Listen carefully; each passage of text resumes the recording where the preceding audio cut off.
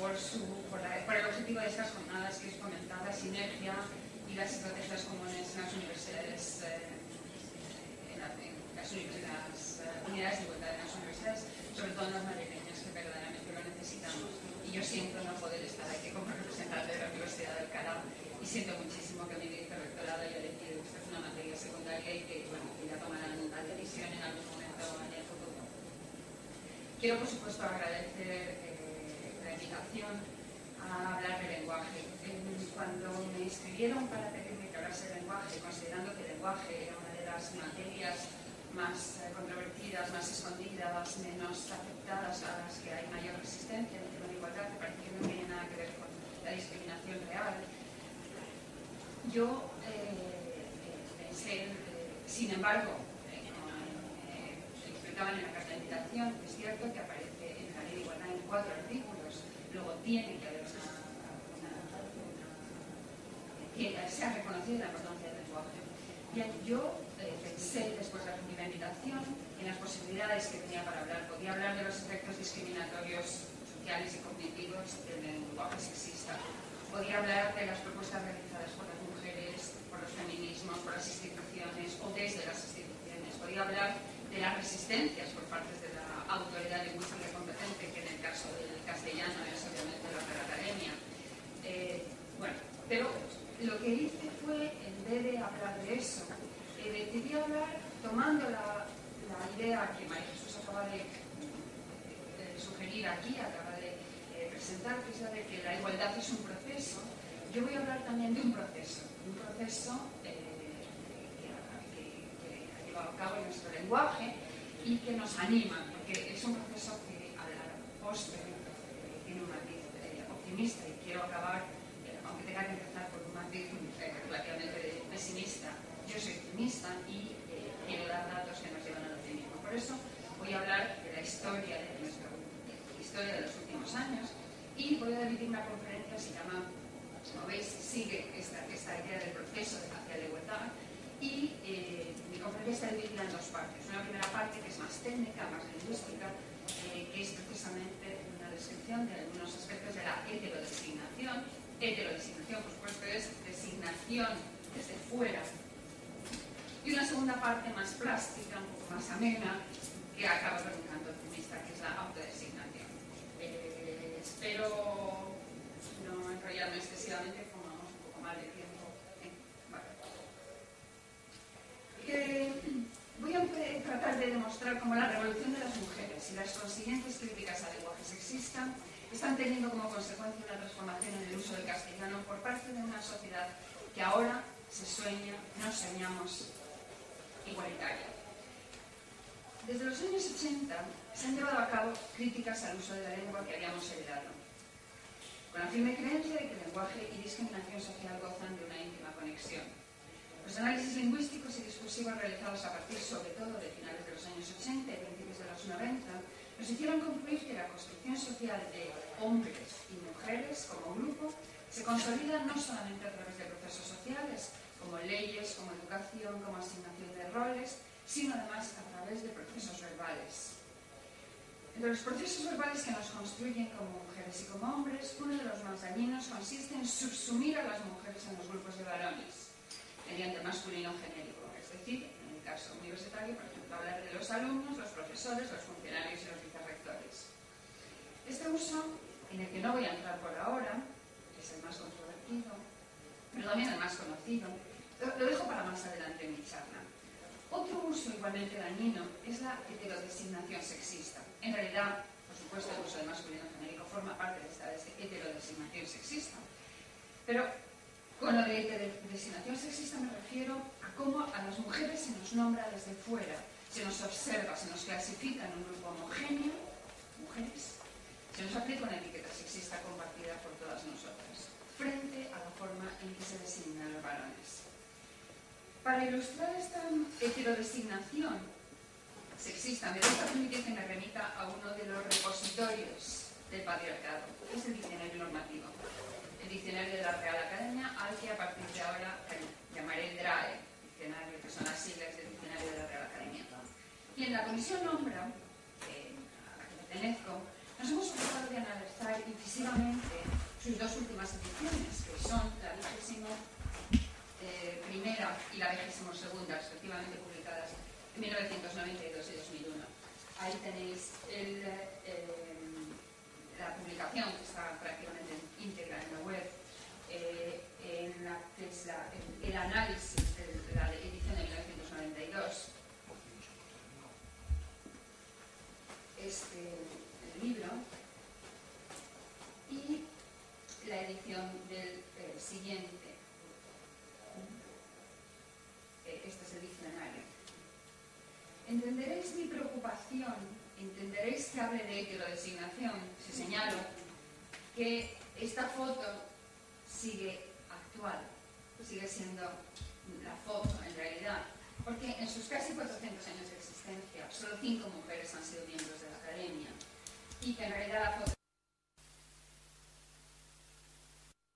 esa señora tan estupenda, tan sonriente, es María Jesús, perdón, es la hermana de San Segundo, María Jesús San Segundo. Es decir, que esta señora de Roca era la ministra en aquel momento y no pertenece por tanto a la Academia.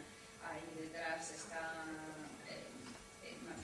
Carmen Iglesias, pero Margarita Salas, pero y aunque ahora la Universidad Autónoma se puede contar con que va a tener una miembro muy pronto, en realidad hasta ahora, como digo, miembros que tienen el derecho ha habido poquísimos en 700 años de vida.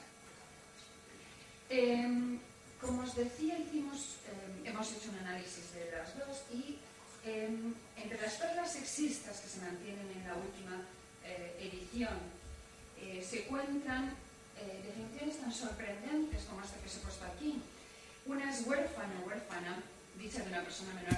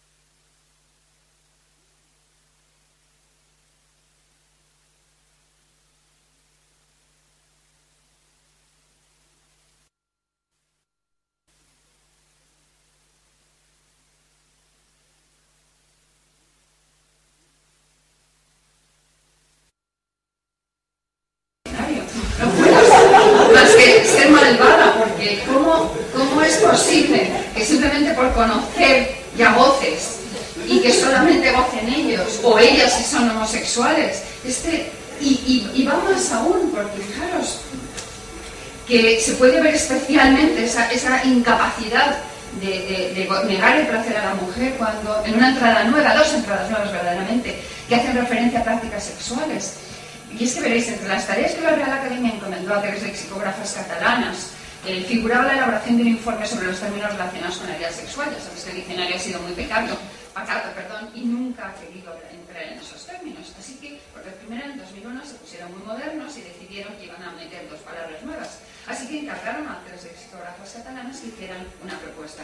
Y estas mujeres hicieron su encargo y propusieron, entre otros, la inclusión de 2 términos, que eran felación y cunilingus, que iban definidos en el informe que entregaron a la Academia. Bueno, pues no sé a quién aquello me parece correcto y cambió la definición. Y esto es lo que ha aparecido en la 22ª edición. Felación es una estimulación bucal del pene. Se parece mucho a la definición que propusieron las 3 lexicógrafas, pero en cunilingus. La simetría que habían propuesto las 3 lexicógrafas catalanas, algo se removió en el interior de alguien y lo cambiaron, borraron. Y esto es lo que ha aparecido. Práctica sexual consistente en aplicar la boca a la vulva. Y nunca entiendo qué es cómo se lo imaginan. Yo supongo que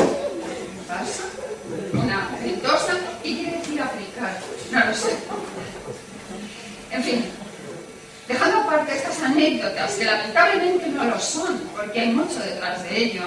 Si se lee detenidamente la última edición del diccionario, se siguen observando desigualdades estructurales y conceptuales a la hora de redactar las definiciones, dependiendo de si éstas se refieren a mujeres o a hombres, especialmente en oficios y en tratamientos por una parte tratamientos de oficio y por otra parte moral y costumbres.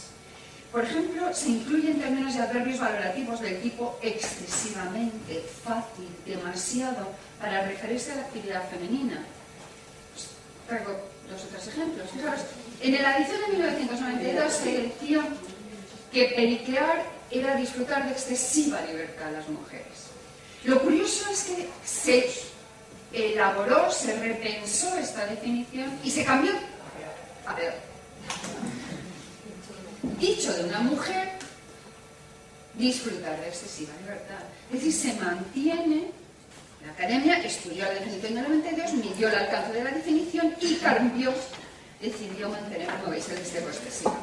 Una marca, y este excesivo es una marca ideológica, en cuanto que responde a una percepción de alguien respecto a lo que debe ser la libertad femenina. Empecéis a entender lo que quiero decir con heterodesignación.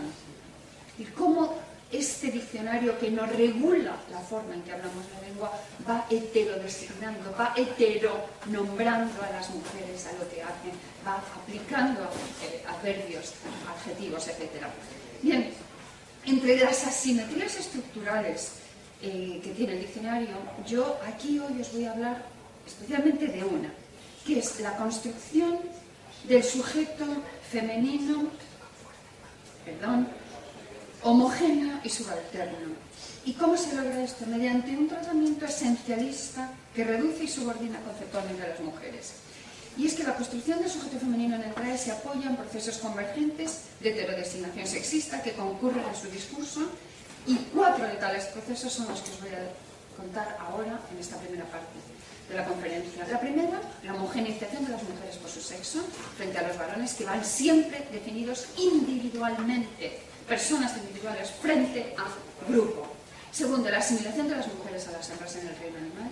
Tercero, la esencialización de las mujeres por su sexo, género, en la denotación de su pertenencia a grupos nacionales étnico-religiosos. Y la esencialización de las mujeres por su sexo, género, en la denotación a su pertenencia a grupos profesionales. Empiezo por la primera de ellas. La homogeneización de las mujeres por su sexo frente a los varones. Bien, la construcción del sujeto mujer en el diccionario parte de un proceso de homogeneización mediante el cual se tiende a presentar a las mujeres formando parte de un grupo indivisible y uniforme cuya principal característica es su sexo, mujeres. Cuando se define a las mujeres de esta forma, se apela a una esencia común y compartida de forma indistinta por todas. Frente a tal uso, los varones se les cita atendiendo a los diferentes colectivos de los que forman parte. Se habla de los eclesiásticos, de los jóvenes, de los comendadores, de los ladrones. Nunca los hombres. En las raras ocasiones en las que se define a los hombres mediante un criterio,